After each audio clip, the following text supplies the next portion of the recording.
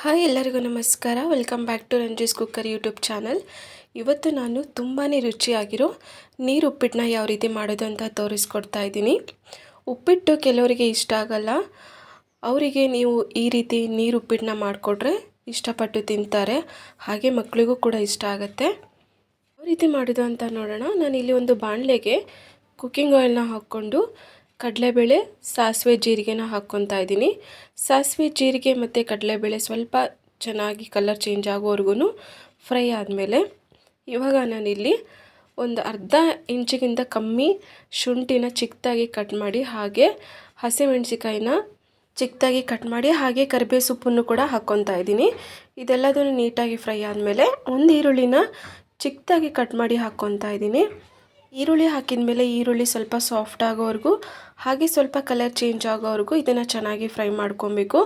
ಇವಾಗ ಒಂಚೂರು ಉಪ್ಪು ಹಾಕ್ಕೊತಾ ಇದ್ದೀನಿ. ಉಪ್ಪು ಹಾಕೋದ್ರಿಂದ ಈರುಳ್ಳಿ ಸ್ವಲ್ಪ ಸಾಫ್ಟ್ ಆಗುತ್ತೆ, ಅದಕ್ಕೋಸ್ಕರ ಉಪ್ಪು ಹಾಕ್ಕೊತಾ ಇದ್ದೀನಿ.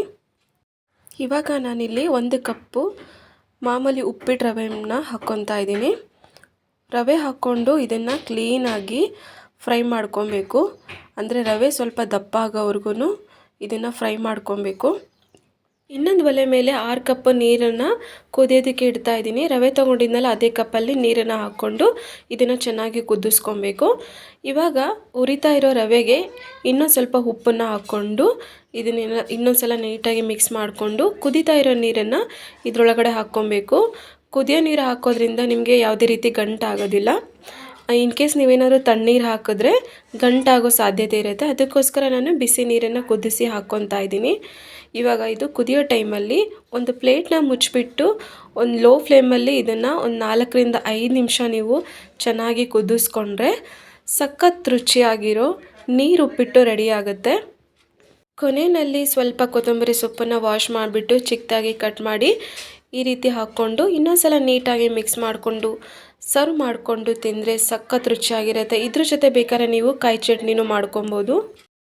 ನೋಡಿದ್ರಲ್ಲ ಎಷ್ಟು ರುಚಿಯಾಗಿತ್ತು, ಹಾಗೆ ಎಷ್ಟು ಬೇಗ ಕೂಡ ಆಗುತ್ತೆ.